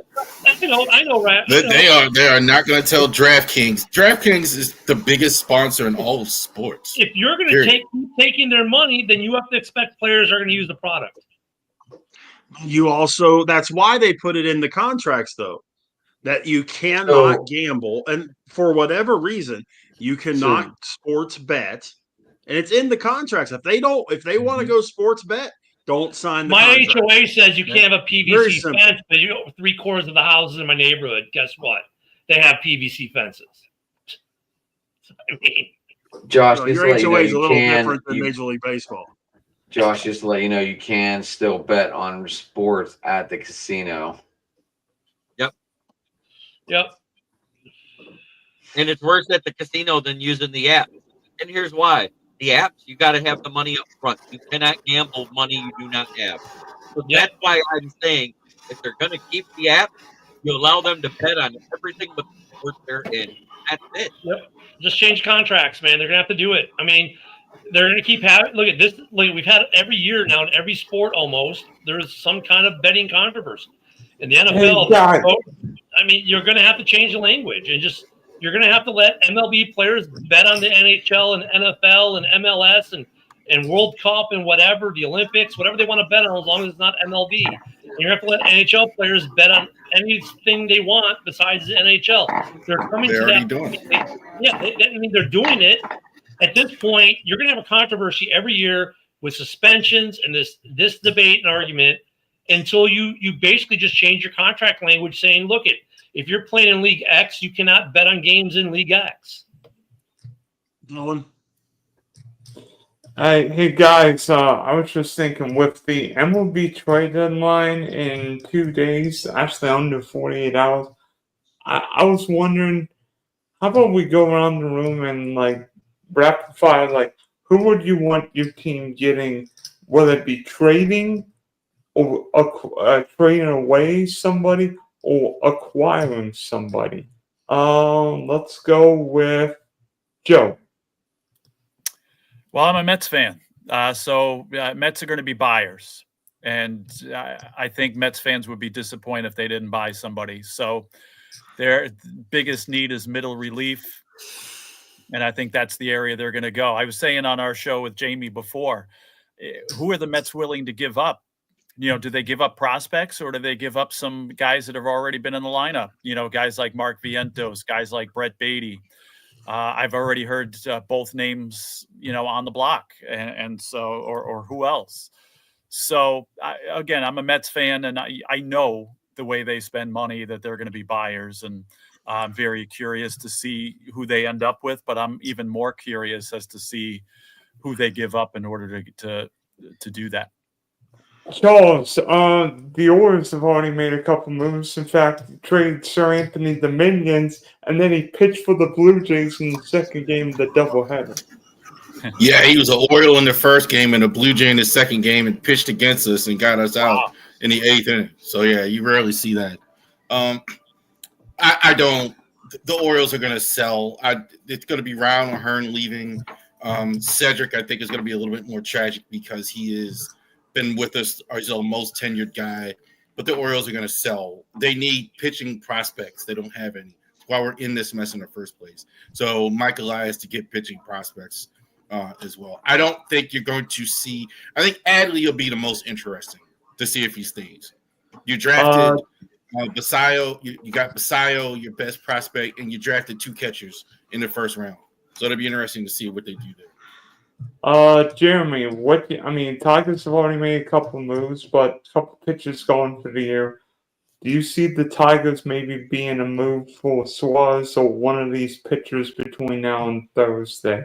Did Suarez just get hurt last night because everybody was? I think Suarez will be okay. Well, I personally don't care because I'm at like a 4 panic level because guess what we've seen all season? We've seen the Guardians have a 1-month slump where we lost like 10 games in a row, and they're coming back and charging up. We've seen the Mets do it. We've seen the Phillies do it. All these teams that have a slump when they're having a good record going have already bounced back. It hasn't even been a month yet. I'm not going to cry and whine and say they need this, that, or the other. What they need is everybody to get healthy and get back to playing good ball. Hoss, can the Astros stay healthy, and will Houston maybe get a big left-handed bat? As of right now, it don't look like they're going to get healthy because their IL is off the chart. They have, I think, 5 starters out, which puts them on a fucking losing streak like no other. We got swept by, I call them the parts unknown athletics or the homeless athletics. We got swept by them, just blew a game to the Nationals, and last I checked, they were not winning. I don't know who I could see them potentially get rid of, because I know they bumped some players into the minor leagues again. But who I think they need to pick up in the trade, I think I'm seeing they were interested in getting like Willie Castro from the Twins. They can use him, maybe Cedric Mullins, Mike Talkman, and Ryan O'Hearn, just to name a few. That's who they kind of aiming for one of them for. If I had to pick one that I could see them potentially locking in on, potentially Willie Castro. Yeah, super utility guy with the Twins. Jamie, Yankees already made a couple moves to get Ryan McMahon and Amon Rosario. Will the Bronx Bombers look for pitching? Yeah, I do. I think they're probably going to get Dustin May from the Dodgers. They said they've been interested in him. He's got a nasty upper 80s fastball, and his slide and his it said his sinker could get up to 100 miles an hour, which is that's freaky or like really cool to see that. So Yeah, especially without a Cole and Clark Schmidt, you guys need pitching, starting pitching. we do have Cam Sletler though, who's a rookie, and he looks like I think he could be a stud though, even though he struggled yesterday. He could throw 100, which I love. I'm gonna save the 2 Pittsburgh guys. Ken, who's your team? Oh wait, Cubs, right? He's a Brewers guy. Come on. No, I like that. I like the Saskatchewan Dodgers. No, I'm a Cubs guy. Come on. Honestly, I feel like the Cubs need to get a big time starting pitcher. I mean, Matt Boyd and yeah, they're looking for arms. They're looking particularly for arms. a right-handed arm like Mitch Keller would make a lot of sense. I think the Cubs are looking for arms. This is the best they've looked since the 16 run. I think we're looking for arms. I don't know what they're going to be willing to part with, to be honest. But arms. I mean, this team is. We're a game behind the Dodgers, right? Or the Brewers right now. Which is to me always still strange. They have the Brewers in the NL. I'm still used to the Brew Crew of the way back when in the AL. But I mean, they'll go up to Wrigley Field North and take care of business later in the season. And I just think they're looking for arms. I think they're looking for arms in Chicago. Cubs are on a good track right now. I think arms. If they stand pat though, I don't think it's going to be like burn the city down. But I think they're looking for arms if the price is right. Maybe a Henry Suarez to get third base, but every team's going to be looking at him. There was talk with the Cubs Sox series that it's so weird for 2 teams that hate each other so much they trade so often. There is talk of a crosstown trade in the works between the Sox and the Cubs. I don't know, but that's always weird. How I hate the White Sox. I don't even know why they're in Chicago. They might be in St. Louis, but they ain't got nothing. Who's there? They got a lot of young prospects, so that I mean, I don't know what I heard that little bit of a rumor. I'm like, it's always funny how the Cubs and the Sox are always tied together in trades, and I really the White Sox to me are just the minor league baseball team in Chicago. And then the 2 Pirate guys. Paul Keene's not going anywhere. Do the Pirates consider trading Mitch Keller and or David Bednar before the deadline, fellas? I don't think Mitch Keller's going anywhere after what I was reading earlier today. I also don't think anyone's going to, now that David Bednar is the number 1 closer on the market with Clause's incident, unless a team's willing to pay the bank, that's what the Pirates are asking for right now. And I don't think anyone's going to break the bank to get David Bednar.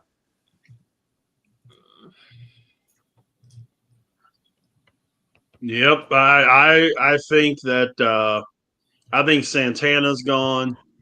I still think Bednar could be gone. He could be coming to see me. I think Texas could very easily put a offer together to get Bednar. Put a one of He's these the young number one closer on the market, outfielders. Rich. The asking price is through the roof right now. I understand, but the Rangers have got the prospects to do it. That's the thing; they've got the prospects to do it, and it sticks. It's a kid like a Sam Haggerty. It's a kid like a like a Justin Foscue or somebody like that. That could be included in that package. Position player wise, the Pirates, I see people looking at trying to get Pham, which would actually make Adam go dance out in his front yard. I scared you earlier, Rich. I know that. Pham. I scared you earlier with that text. I don't think. I think the price for Izzy is really high. Isaiah Connor-Falefa, because of his ability to play 4 positions extremely well, including catcher. And he's a consistent stick. Position, I think one of the 2 catchers could go. I think either Bart or Davis could be going somewhere. Would not be surprised at all there. But the Pirates have got, and I told, if you've listened to Steel City Sports Talk at all with me and Adam on Wednesday nights, we have talked about this. I have talked about this. Whatever move they make, they got to get sticks. Pitching is fine. They got to get sticks. How much I went through, and if the Pirates would have scored 4 runs a game this year, if their average runs per game was 4 this season, they would be 3 games over 500. It would make that much of a difference when they've lost all these 3-1, 2-1, 3-2, 1-0 games. Hell, just Skeens itself. Paul Skeens would be like 16-1 right now. He's been that dominant. I mean, Paul Skeens might have the lowest win total for a Cy Young winner if he wins it this year. Yeah, just call him DeGrom. Yeah, but they're just not. That's why I say it would make that much of a difference. That's a good. Pirates just scored 4 runs a game, and that's not asking a lot to score 4 runs a game in Major League Baseball. Right. It would only put you 20th in the league in scoring, but they would be 3 games over 500 if they averaged 4 runs a game. 3 runs over 500 is wild card contention, folks. Rapid fire for everybody, and then I'm gonna leave. Who is the biggest name traded between now and Thursday night at 6 o'clock? Oh my goodness. Adolis Garcia.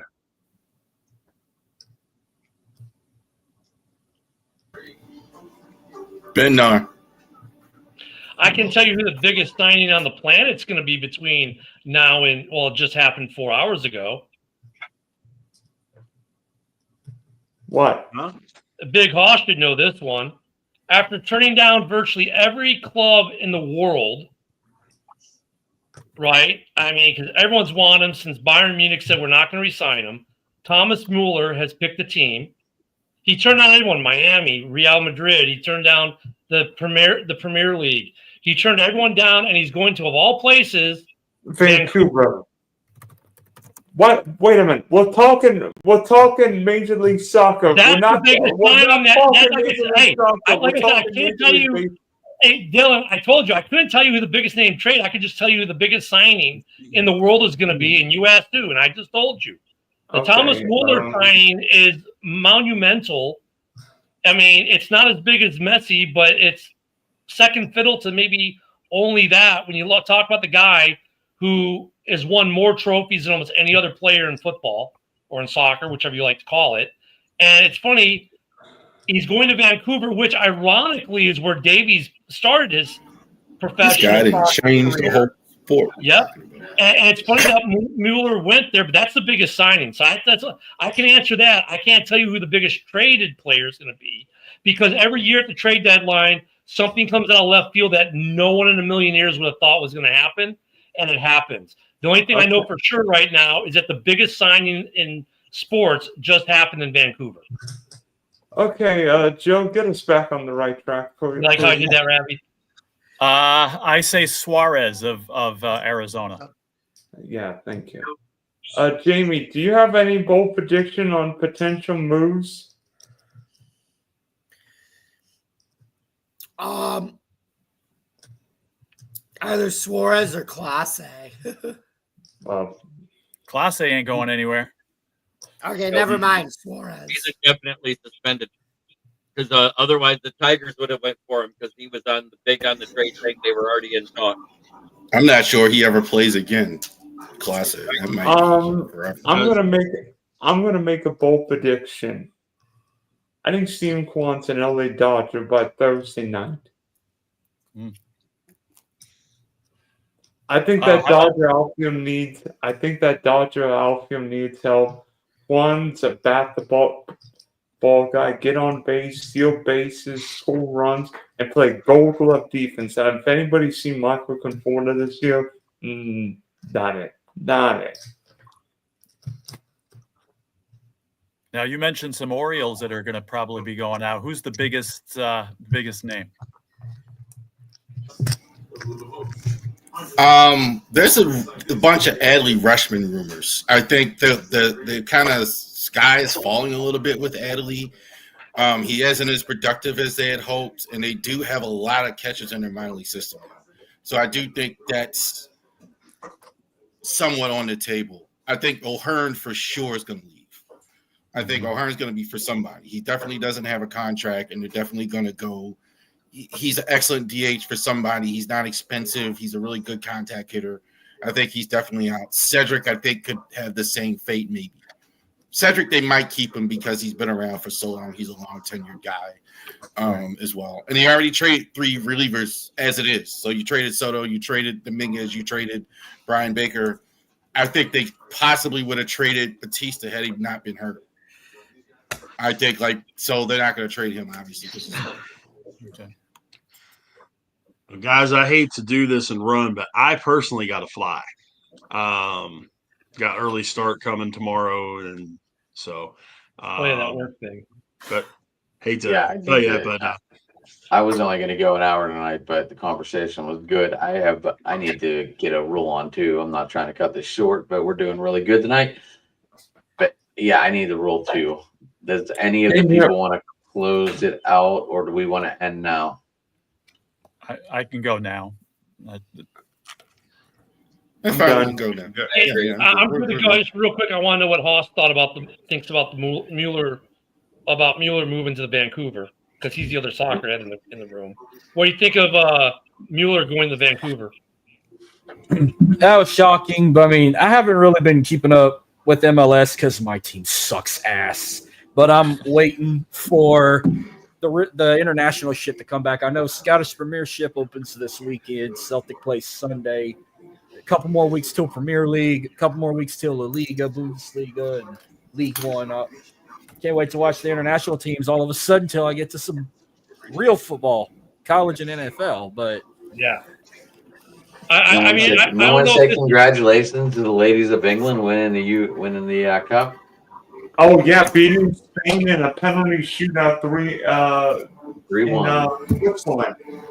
Trust me. Nobody watches. Nobody pays attention to football like I do. I know. By the way, losing. That was Big Rich, and he canceled out. That stuff is foosball. It's the devil. I don't know if the Mueller signing is as impactful overall. Like Messi was impactful because of the name. But Mueller's more subdued than Messi. But for the game itself, for the brain, the big brain of the game, if you will, that it should bring up some player levels in Vancouver. But I don't think it's as meaningful as say the Messi signing. But it's a close second. And considering he could have gone anywhere, and they were really trying to get him in LA, which would have been interesting to see Mueller in LA. But I think that was a big deal for Vancouver, and it's going to make the league better.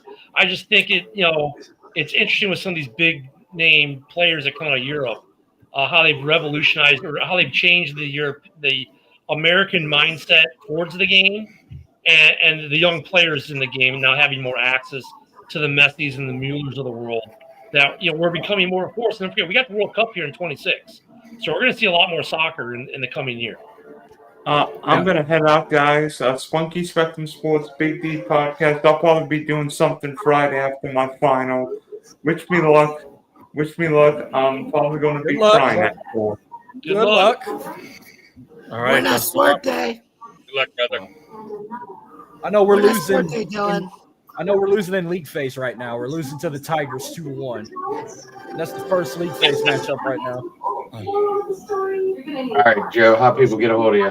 All right, Joe Dell Sports on Twitter X, and Jamie and I will be on hiatus for a little bit, but we got some football coming up real soon, so we'll talk more about that in the future.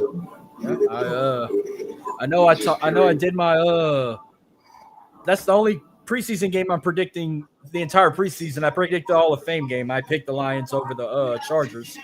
So they just announced Trey Lance is going to start. I said Taylor Heineke was going to start for the Chargers in the preseason game.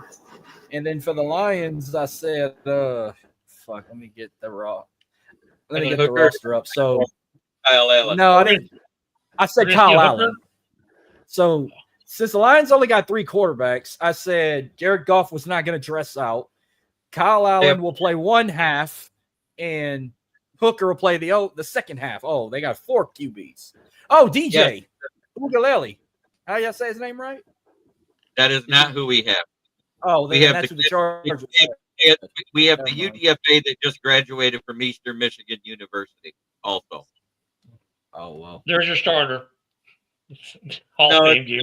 I know. Mostly it's going to be either Kyle Allen or Hendon Hooker. I think it'll be Hendon Hooker because I trust Kyle Allen as far as I did Jake the Gay Butler. Well, Jamie. I know they announced. Rolling. Okay. Hey, real quick, JB, are you gonna be on tomorrow? Tomorrow morning. Hey, just in case you missed it, you can catch me every morning, Monday through Friday at 10 a.m. Central, 11 on East. I'm followed by the guy next to me there, Smoking Jeremy B. He's on right after I am every morning. So after 10 in the morning, you got Smoking Jeremy B talking line stuff. You can catch them both on Ken the Bear fan on X. You can catch us on the Huddle Sports Network. You can catch us on JB's YouTube page because we're both there, which is, what's the name of the YouTube page, JB? Beat Cat Fighting with the Motor City Lions. There you go. You can catch us both there. And then, of course, you also catch me on Wednesday and Sunday for Hal's Hall, Wednesday, 7 p.m. Central, Sunday at 11 a.m. Central, that pregame slot, or we talk Bears football. But, yeah, you can catch me and JB tomorrow on those outlets, and it's a fun 2 hours in the morning. Good way to start your day. Yeah, I catch y'all when I can. But I retweet it every day, and then I listen to what I can in the morning because you guys crack me the fuck up. You crack me the fuck up. I laugh at y'all fools every time. Yes. Yeah. Yes. I know you got to love my fake sponsors at the end of my show, Big Off. I want to wait. I wake up every morning. As soon as I get the notification, I'm like, okay, what are they going to fucking talk about this morning? Let me go in the bathroom and hide for 10 minutes and see. Yeah. That's my morning routine at 10 o'clock in the morning. Hey, if you want the link, let me know, man. I'll send it to you. Well, I might be. I'm taking off for my birthday Monday. I might hop in Monday. There you go. Yeah, we have a good time in the morning. The morning show is always interesting. I will say this: I've been happy we've stayed away from clickbait all summer, which is hard. Yeah, it's hard, man. Yeah, you know, because you get the guys that constantly comment it, so you eventually have to address it.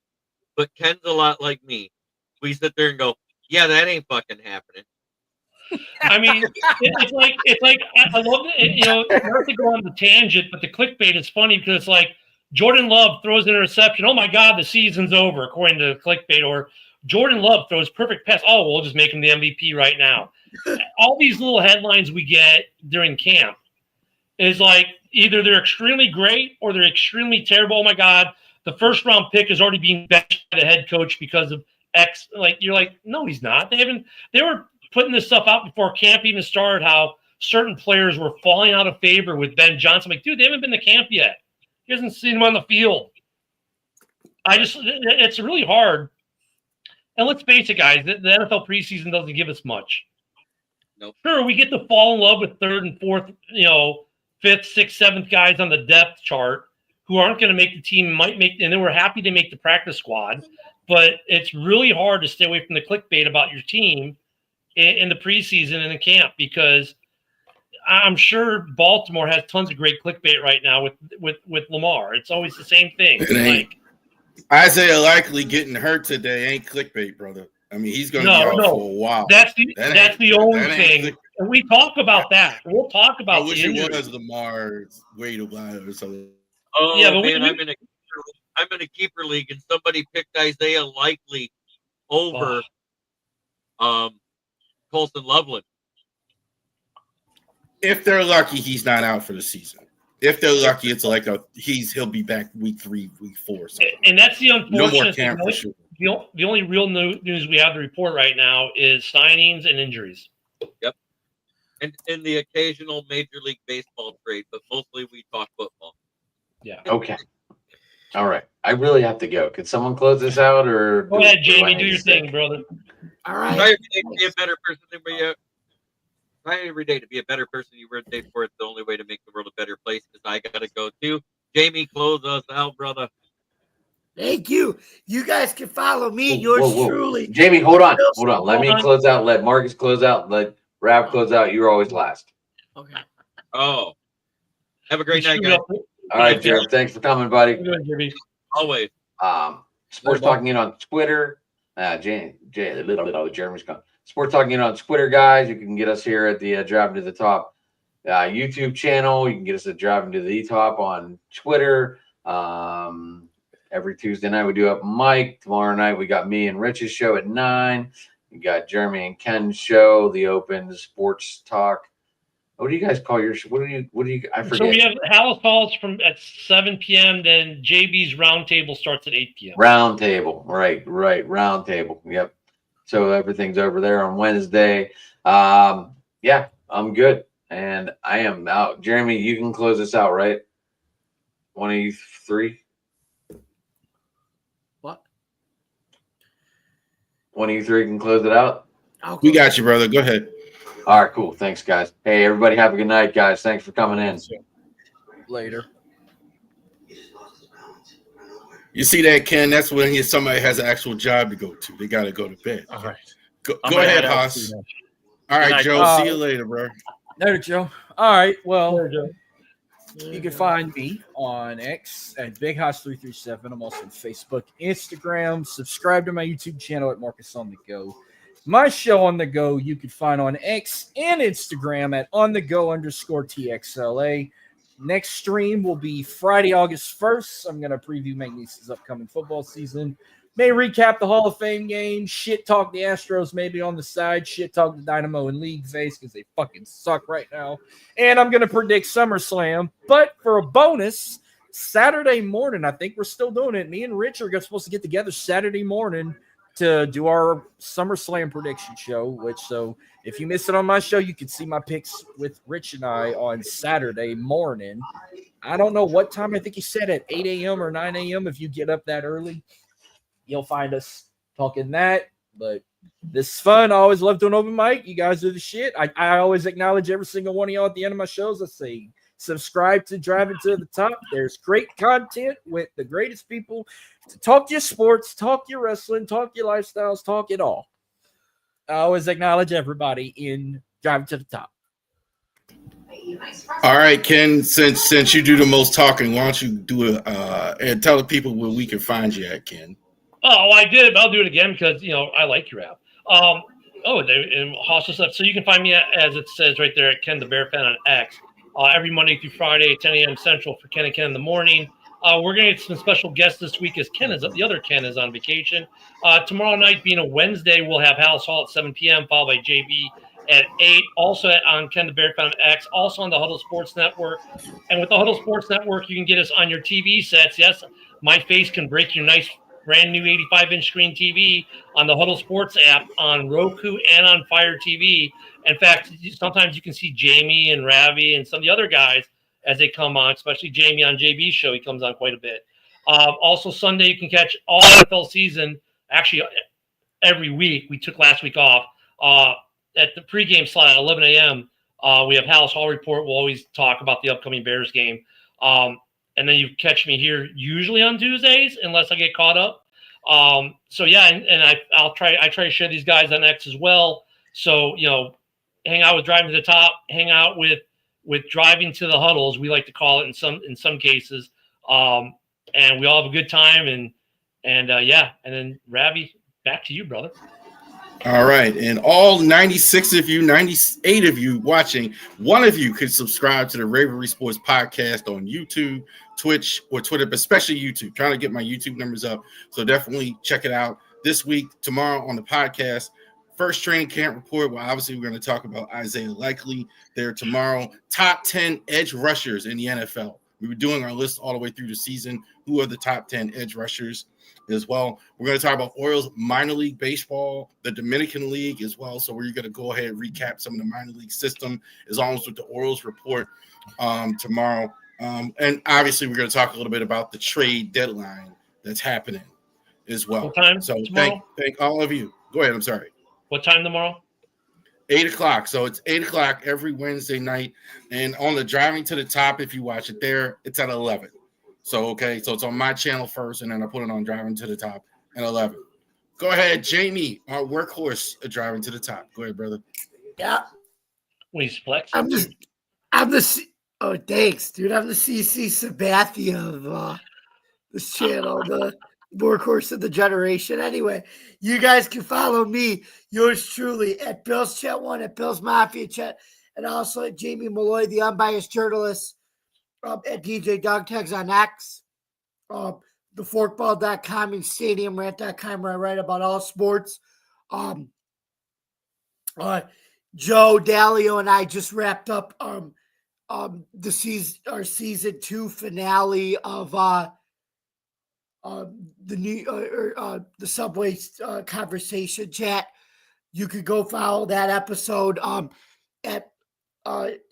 that we did at 8 this Tuesday, 8 o'clock. Maybe you could catch that episode on YouTube, and then you can catch this open mic episode after we're done tonight on YouTube, and we do it every week, Wednesday, 9 o'clock p.m. Joe and I, we're going to be taking a 3-week hiatus, and then on Tuesday, April 26th or August 26th at 8 o'clock p.m., we'll be starting season 3 of the Buffalo Sports Conversations. This will be sure to tune in for the season 3 premiere of that.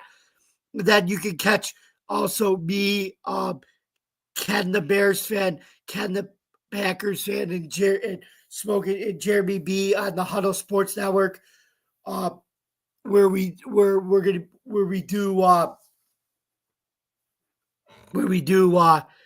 the NFL Roundtable Talk at 9 o'clock p.m.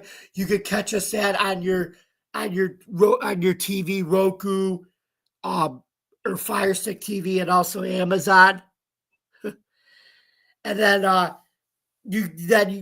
starting in February of next year, you can catch me back on Driving the Top Productions. And me, Marcus, Jeremy B, and we do a UFL sports show. So thank you guys very much for listening. Don't forget to subscribe to all of our platforms and all of our YouTube channel, and